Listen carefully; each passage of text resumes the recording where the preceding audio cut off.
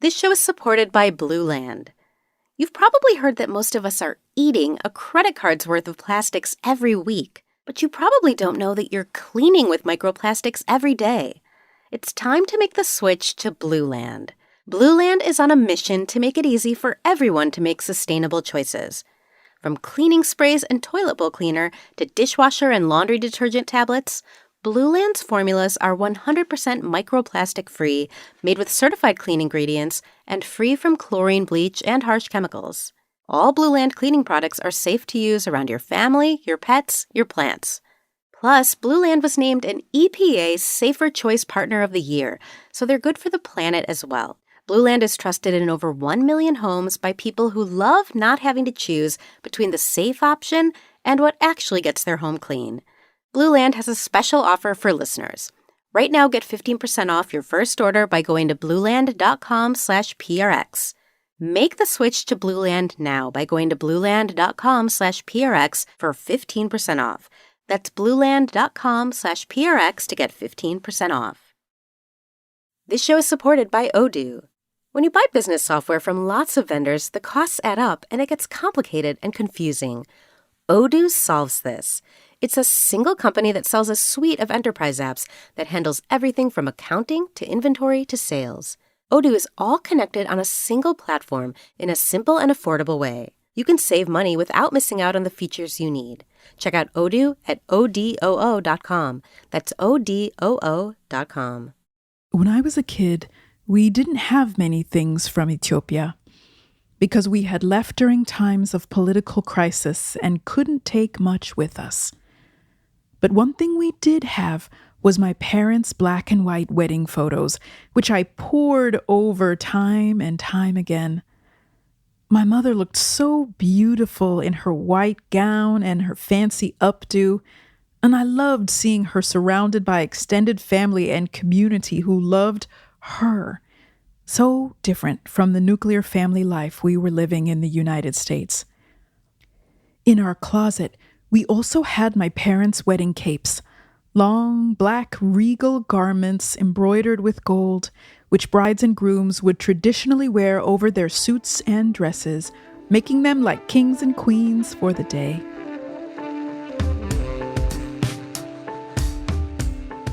Ever since then, it's been very clear to me that weddings are more than just celebrations. Weddings are so powerful, in fact, that you never really know what they're going to bring up.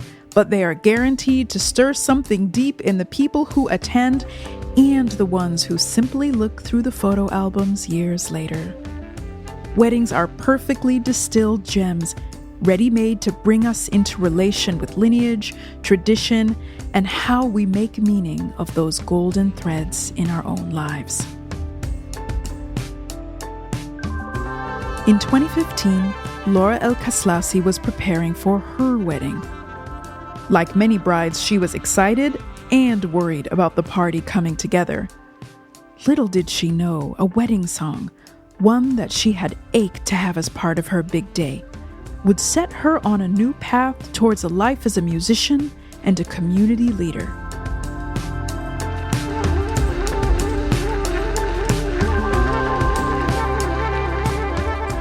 My name is Maklit, and this is Movement, Music and Migration Remixed.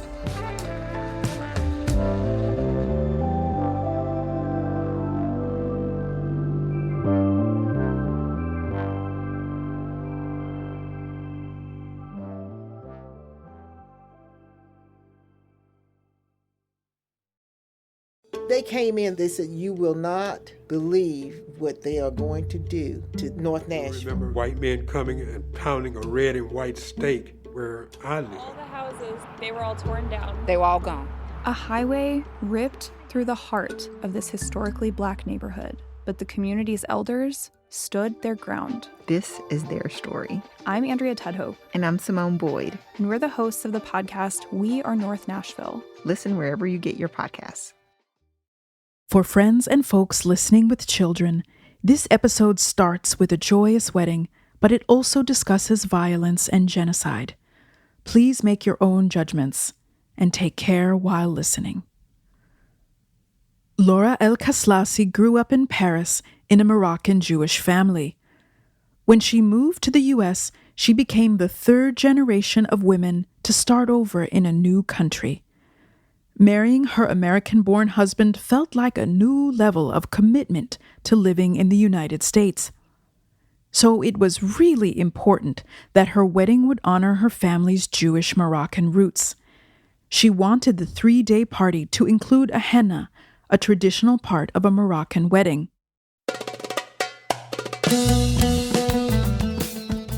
At the henna, her mom and aunties would decorate the bride and guests' hands with the henna designs. But what Laura wanted most of all was a band to play North African music. There was one song that I really wanted to have, which was the Abia Diana song. It was a song that traditionally in Morocco, in Jewish weddings, grandmothers would sing to bless the lovers.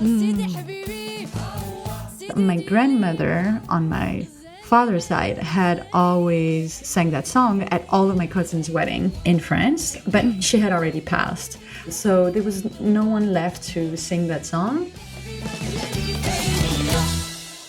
And I have very, very fond memories of those moments. You know, there are photos in the family of her, like, basically taking the mic and, like, holding the whole stage and all that. And I'm like, when she was 90. So I'm like, okay, there was something cool. there. Yeah.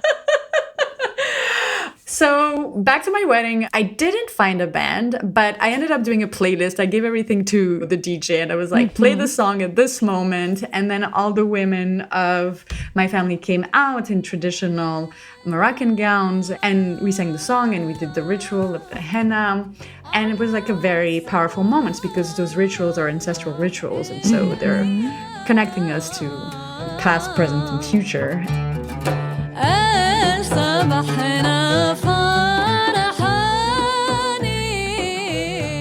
The power of the song Abia Diana really stayed with Laura, and she didn't know yet just how much it would transform her life.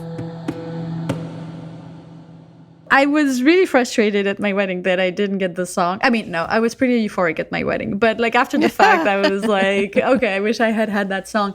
And after the wedding, I thought, I really need to reconnect to this music because there was a complete absence of it in my life in the US, even though I had grown up with it. Arabic music filled the air of Laura's Moroccan Jewish childhood home in Paris, especially on Fridays before Shabbat. But the words were always just out of reach. She didn't grow up speaking Arabic, so she didn't understand them. Laura's family had lived in Morocco for centuries, and her parents were born there. Her mother moved to Israel as a kid. Her father left Morocco for France at 18, and Laura was raised speaking French, surrounded by the echoes of the language and traditions her family had carried for generations. At 24, she moved to the U.S. to study theater and build a life in Brooklyn. But after her wedding, where she couldn't find a band to play the traditional Maghrebi song her grandmother used to sing, something shifted. She realized she needed a place to learn this rich musical legacy herself. So Laura joined the New York Andalus Ensemble, and suddenly a world of ancestral sound was opening up to her.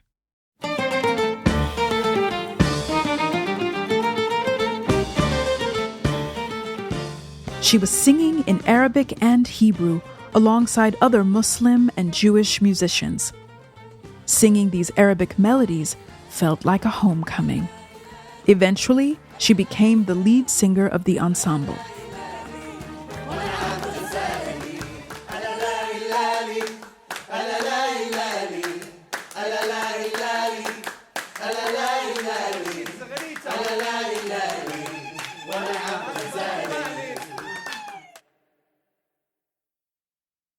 A year after Laura's wedding, her sister was also getting married. Laura was determined to not have her sister experience what she herself had gone through. I was like, I need to find the song. I need to sing it at my sister's wedding. After spending every Wednesday night singing with the Andalus ensemble, Laura didn't just step up to the mic at her sister's wedding as an amateur. She took the stage fully prepared to embody a song and a spirit that had been lost in her family. I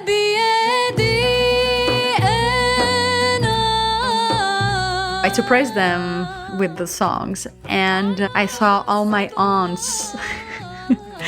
All my aunts started crying and laughing at the same time, and everybody was so moved that the song was present, you know.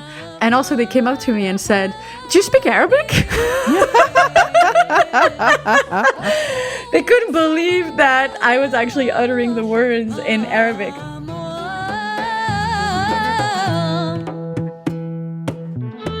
After her sister's wedding and the reaction of her family, Laura knew she was on the right path.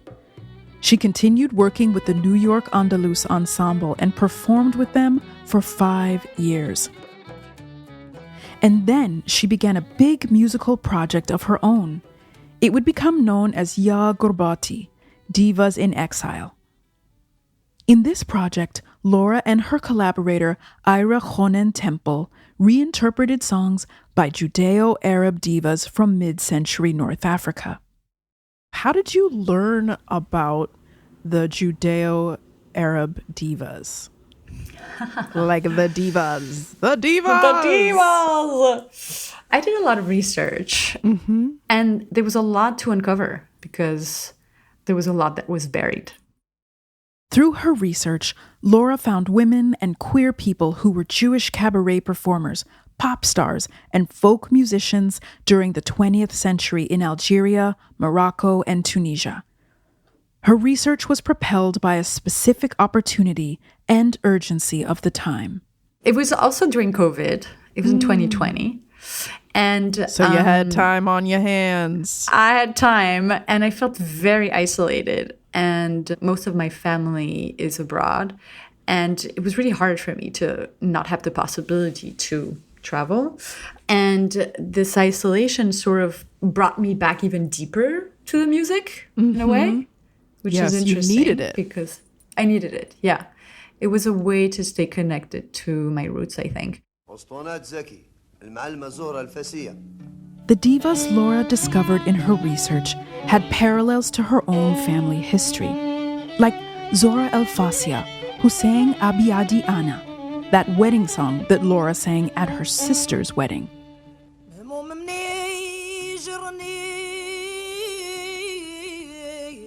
She was one of the greatest singers in Morocco in the 30s. She used to be a favorite at the king's court. She was really a diva, like she was a queen.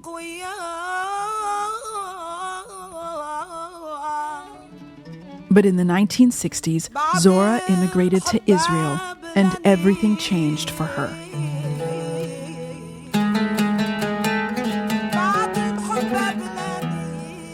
Jewish people had lived in the Middle East and North Africa for thousands of years. But in the 1950s and 60s, a lot of them left their homelands. Laura says it was big systemic factors, including French and British decolonization, the creation of the State of Israel, and the rise of Arab nationalism that made many Jews decide they had to leave. By 1967, about 250,000 Jews had left Morocco. Many went to France or Canada, and a significant number went to Israel-Palestine. In many ways, Arab Jews were treated as second-class citizens once they got to Israel-Palestine. They were crammed into transit camps under poor conditions. Arab Jews led demonstrations, protesting discrimination, food shortages, and lack of medical care in the camps. Singer Zora Elkeslassy found that she could no longer live like a beloved queen once she got to Israel-Palestine. She was completely forgotten. And she couldn't really sing. Laura thinks there's a couple of reasons Zora couldn't have a career in Israel. First of all, Laura says Zora mostly couldn't sing in religious spaces with other Moroccan Jews, because in Orthodox Judaism, women's singing voices are not supposed to be heard by men. For her male counterparts, they could continue to sing in the synagogues, but because she was a woman, my take is that she was actually not even able to sing, like inside the community. But Zora couldn't find more public or secular spaces to perform in either.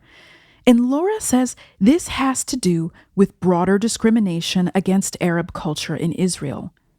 In the 1960s, around the time Zora came to Israel, Israel's first Prime Minister, David Ben-Gurion, said, and I quote, "The Moroccan Jew took a lot from the Moroccan Arabs.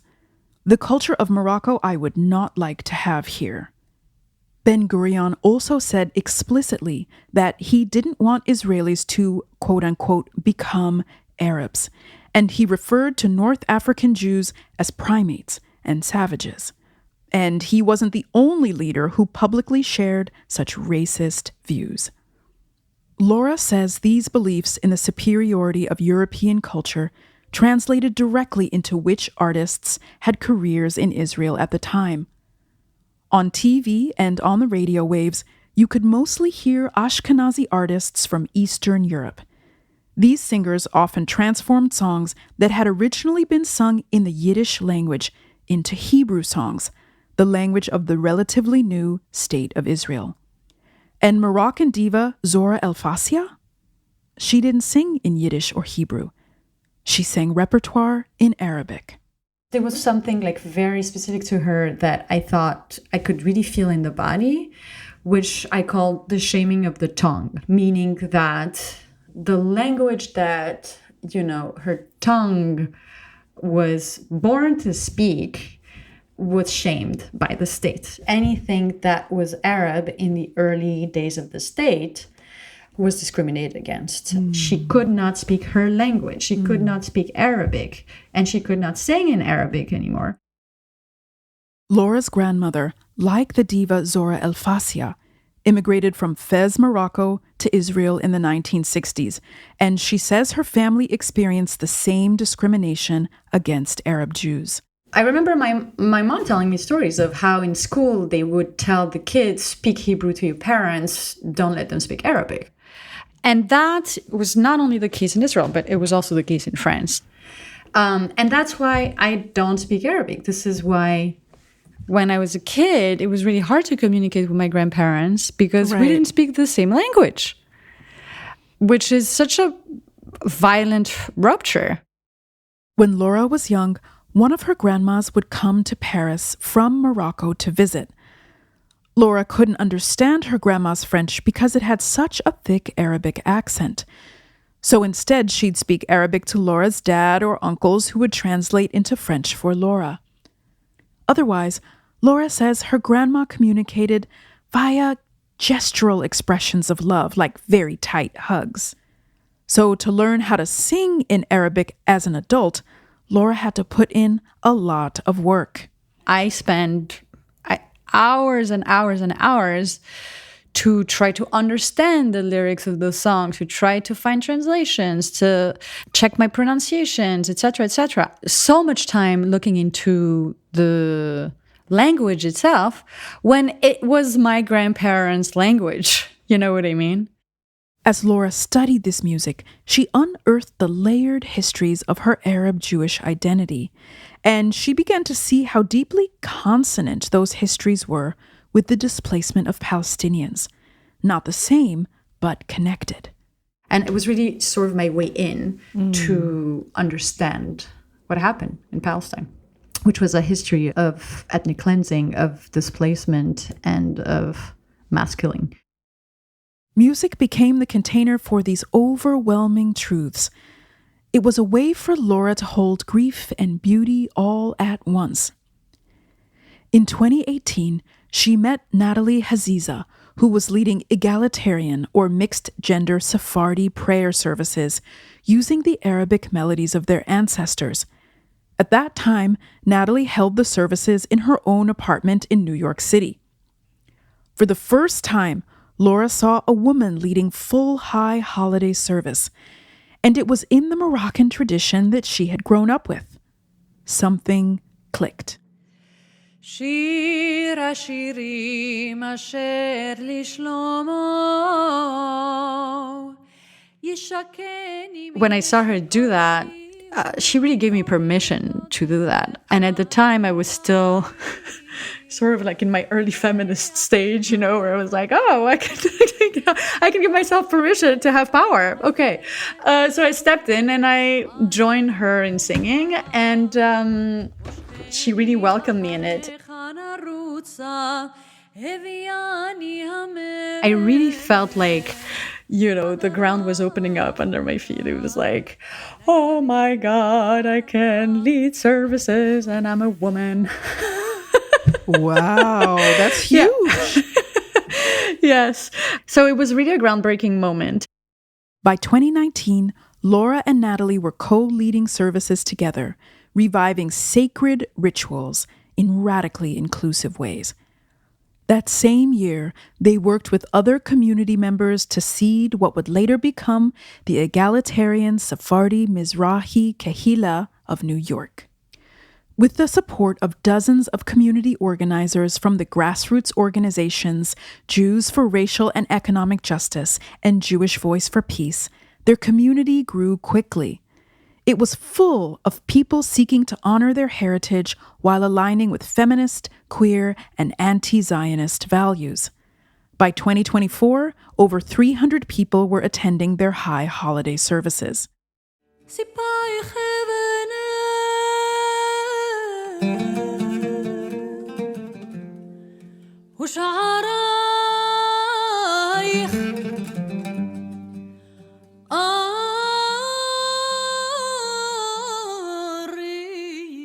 Then, Laura discovered that her work as a spiritual leader was even more connected to her lineage than she knew.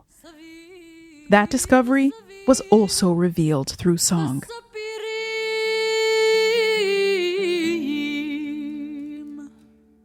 Right before COVID in 2019, I was in Jerusalem and I was studying there with my teacher, Arabic Maqam, which is Arabic music modes. Arabic Maqam, those music modes, are mostly taught through oral transmission. But Laura was interested in reading more about the theory, so she asked her teacher if there was any book where she could read about the parallels between these Arabic music modes and Jewish religious practices. And he said, yes, there's a book. You have to go to the Sephardi bookstore in Jerusalem and you should get this book called Shir Yedidut. I said, okay. So I went there and I found the book and I opened the book and I see that the original preface was written in 1920 by someone called Abraham Abitbol. And Abraham Abitbol is my great-grandfather. So, wow. So here I was, holding this book, which apparently the preface was written by my great-grandfather. I had no idea. I knew we had a great rabbi in the family, but I didn't know, what he did or anything because there was this massive rupture when the family emigrated. And everybody sort of forgot that history. And I read his preface, which he wrote in Hebrew, in Talmudic Hebrew. And in it, he was basically describing how he had been instrumental in collecting the oral tradition of all the bakashot. And it's a repertoire of thousands and thousands of songs that Jews in Morocco had been singing for centuries in synagogues. And it was basically Andalusi music from Islamic Spain, from like the medieval times, that was put to Hebraic sacred poetry.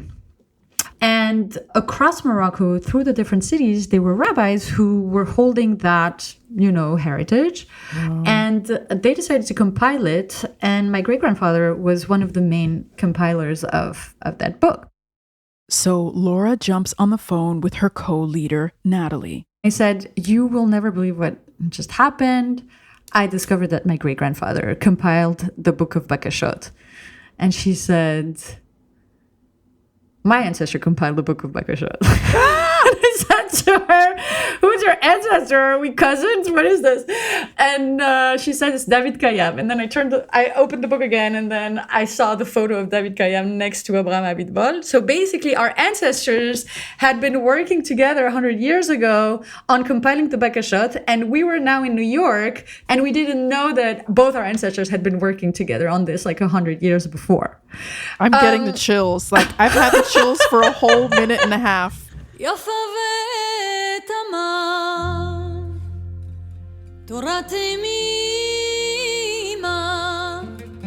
When Laura looked through this book more closely, she made another discovery. Her great-grandfather had compiled the book, but his father was in it too. It turned out that Laura's great-great-grandfather was a rabbi, a poet, and a musician who had written dozens of songs, the most famous of which is called Yafa V'Tama.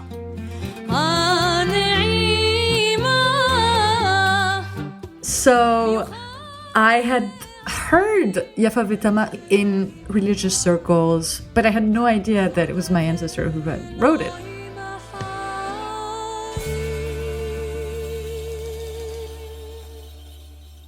In 2021, after over a year of researching the forgotten songs of Judeo-Arab divas, Laura was ready to bring her project Ya Gorbati to life.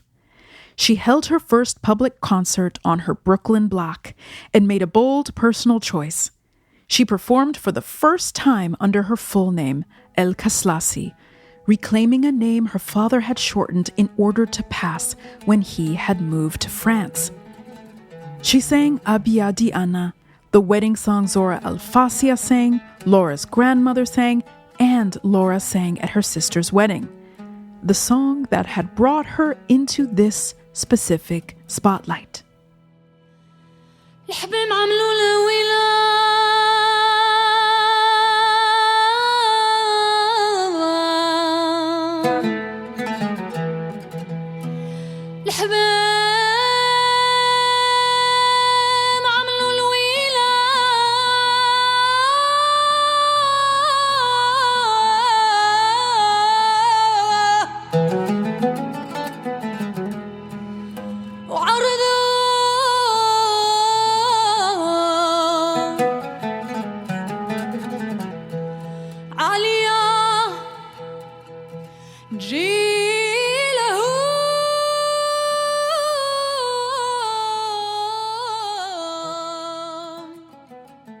The feeling that I get when I sing this song is that I'm opening channels for the past, present, and future. I could really feel that in my body.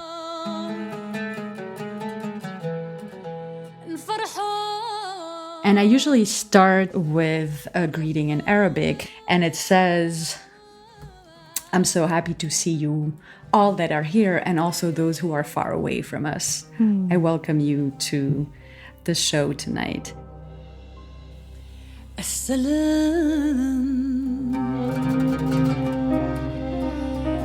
السلام على الأحباب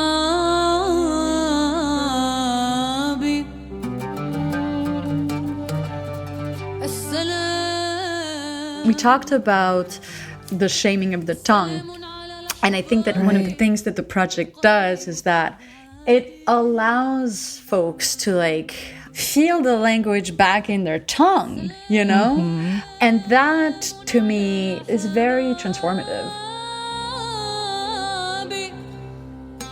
Laura thinks that hearing Arabic at the start of the concert really impacts people in the audience, especially those who are from Arabic-speaking countries in Southwest Asia and North Africa.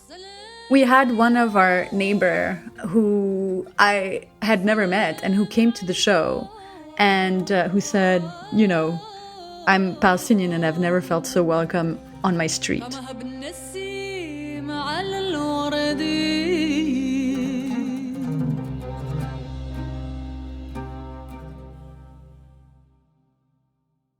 There's something that I'm hearing where it's like the things your family went through are related to what happened to the society.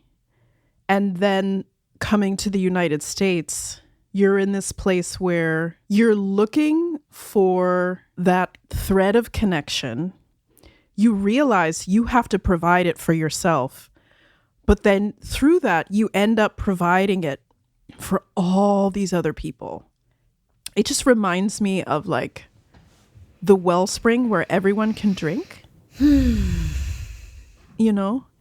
It's definitely true that one of the hopes that I had as, we were getting closer to sharing this material with people was that my process of healing would also help the process of healing of other people. Yes. And I did witness it for years, actually. And, the most moving thing to me is that after concerts, people, would come to me and basically start telling me their ancestral stories.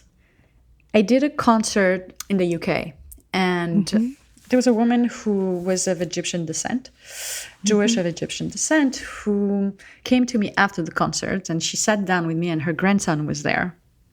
And she started telling me her childhood history of expulsion from Egypt.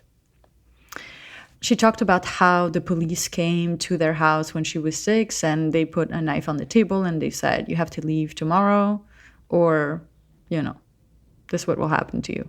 And they left to Israel. And then she emigrated to the UK and she never talked about it. And her grandson, who was there, had never heard the story. Wow. And he told her, Grandma, like, why did you never tell me the story? And she said, well, it's like the past.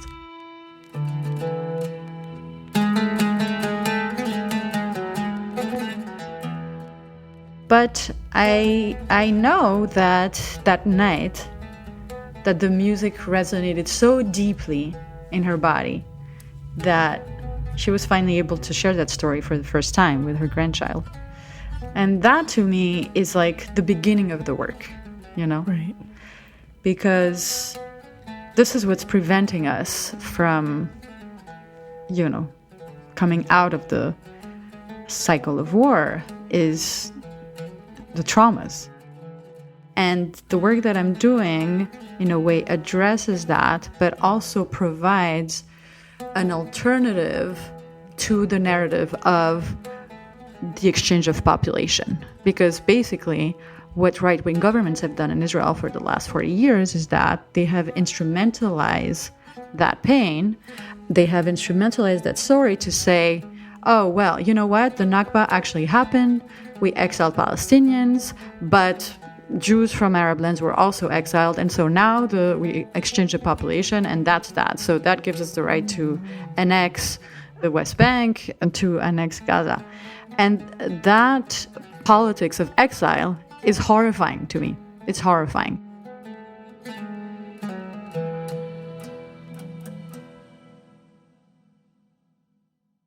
On October 7th, 2023, Laura was at home preparing to lead services for the joyous Jewish holiday of Simchat Torah when she saw the news. Members of Hamas had breached Israel's wall around the Gaza Strip and were killing and taking Israelis as hostages. Right away, Laura called her mom and sister who were in Israel. She was worried about them, and she was also angry. She felt like she'd seen this coming and that the Israeli government hadn't done anything to avoid it, and would use this violence as a way to get the country's consent for killing many more people in Gaza. So Laura had to decide, would she still lead services that evening as planned? She jumped onto the phone with other community members, and together they decided instead to organize a vigil mourning Israeli and Palestinian lives. She joined with the Jewish groups If Not Now and Jewish Voice for Peace. They held a vigil outside of Prospect Park in Brooklyn. Then they marched to Senator Chuck Schumer's house nearby to ask for a ceasefire. It was the first of many marches for a ceasefire that Laura would attend as the months stretched on. When we spoke, it had been a year and a half since that first vigil. It's been very hard to sing in the last year and a half. And And looking on the ground, at what's happening in Gaza, the carpet bombing, the mass killing, the displacement of 2 million people, the starvation of the whole population, the genocide, we carry so much grief, so much pain.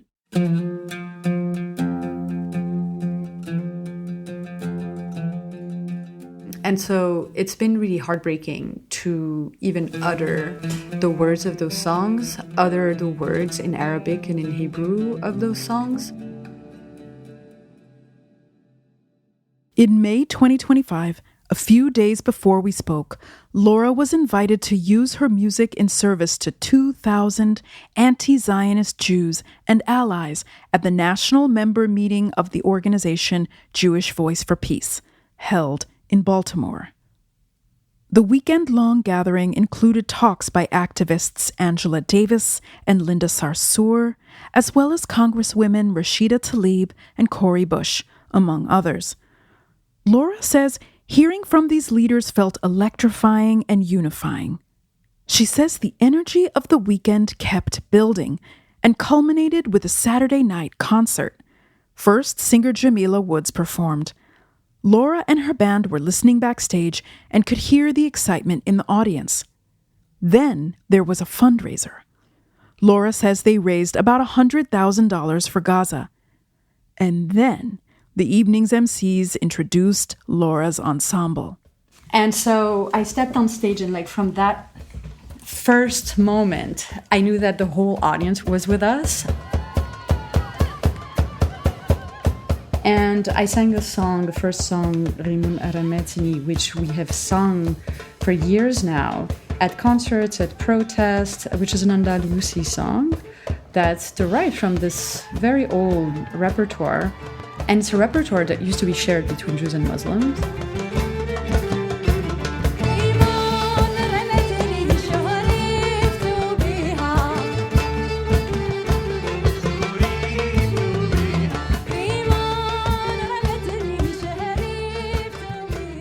So when we started with that, people were right there with us. It just went to higher and higher pitches as we continued on the performance.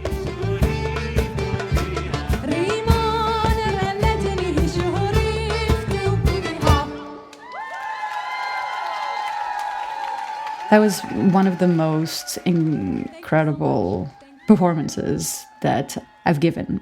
And I feel really uplifted this morning after a year and a half of deep, deep despair. So it feels great to know that the movement of resistance is in action.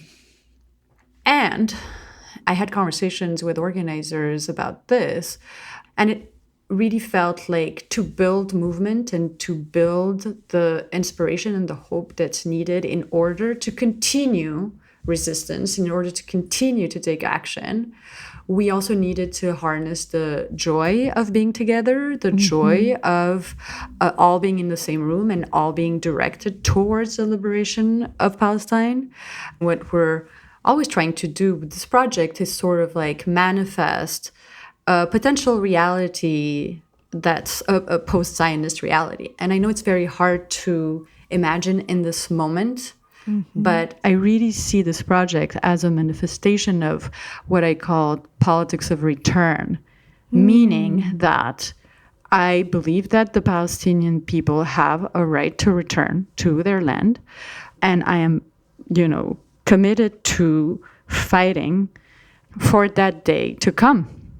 And I also think that ultimately, inshallah, there will be a time where that will allow for the opening of the possibility of return of Jewish, not only history, but also life in Arab lands. Wow. And I'm not, calling for more displacement of population, etc., in the region. That's not what I'm calling for, obviously.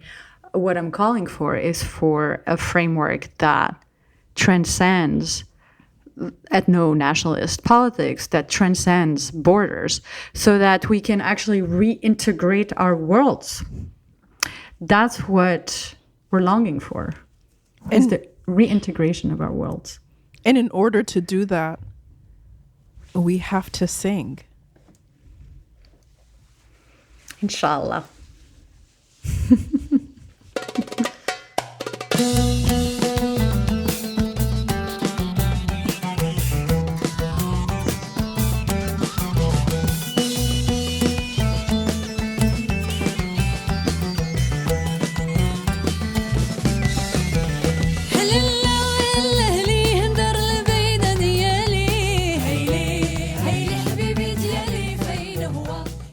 You can find Laura's live album on Bandcamp, and you can go to lauraelkeslassy.com to sign up for Laura's newsletter, where you can stay in the loop for the upcoming studio album release of Ya Gurbati, which you heard excerpts of in this episode. Check our show notes for that link, as well as the link to Ayin Press, where you can read Laura's writing about her projects and more.